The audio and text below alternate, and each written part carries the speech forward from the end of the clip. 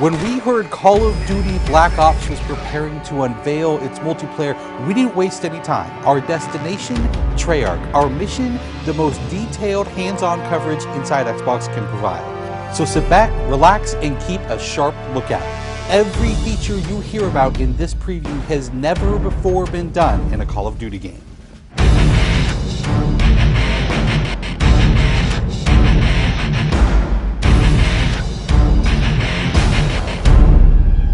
We begin where the multiplayer trailer for Black Ops left off, with theater mode.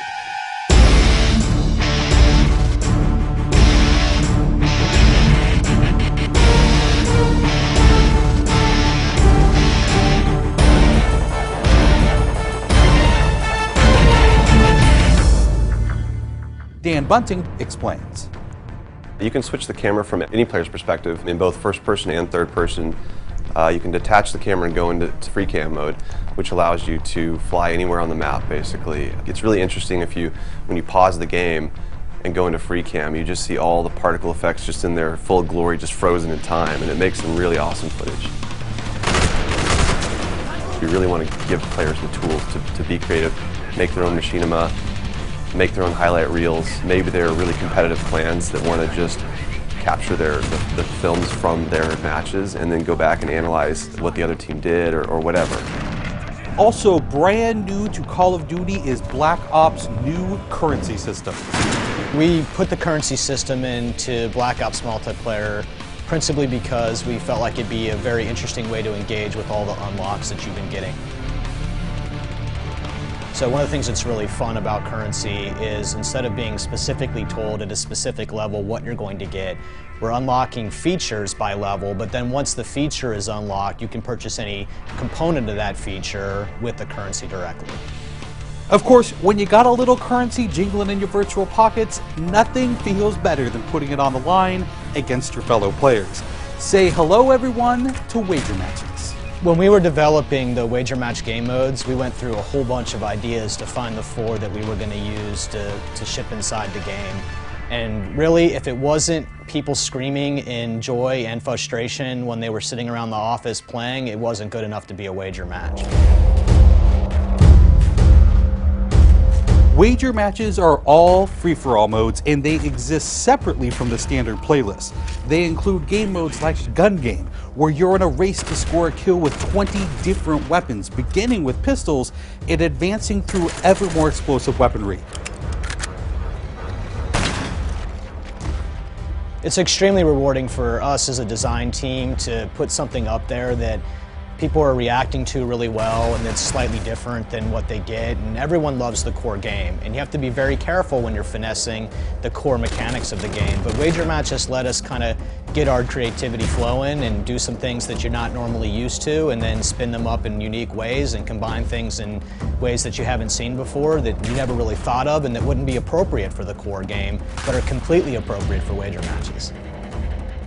While the classic Call of Duty challenge system is still very much in place, Black Ops is also adding a new feature called contracts. Right, so if you're using the contract system, you actually have to put up a little of your own currency in order for a bigger payday. And depending on the contract, some contracts pay XP, some pay more currency, some pay both. But they're all time limited, and it's game time limited, so you have to go to work to accomplish that contract within the time period in order to get paid. It's different from the challenges, in so much that the challenges some players like to use very aggressively, and they map out their path through the challenge system in order to maximize their XP gains, in order to level faster. And then a whole nother set of players uses the challenges sort of passively. They're there, when you get them they feel good, but contracts gives you a way to directly engage with the content inside the game. It says, hey, I'm an SMG guy, I want SMG based contracts, I'm going to chase my contracts and I'm going to get paid. And that's fun. Another focus for Black Ops is player customization, including things like unlockable face paint, unique perk-specific character models, and a whole lot of weapon customization.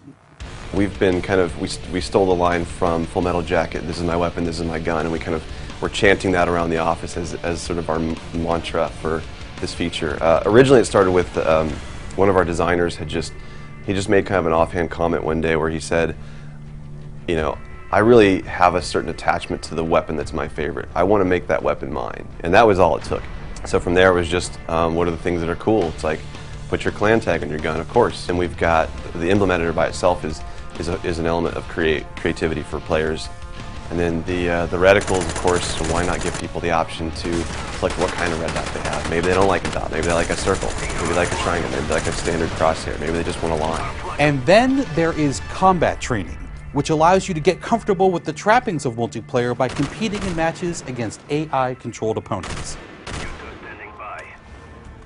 You know, it's our hope that combat training can convert people who are largely single-player gamers who might have, dabbled around in multiplayer but never made that leap to playing online, and give them kind of this experience where they can get familiar with the mechanics and features and systems that multiplayer has, but they can do so at their own pace, they can do so without someone screaming in their ear what a noob they are, and practice up and then join the competitive fold. Experienced players could use combat training to practice up on a particular weapon, a particular tactic, or a particular map. So we think it appeals to both audiences, but most directly, it was designed to help new players get into the mix.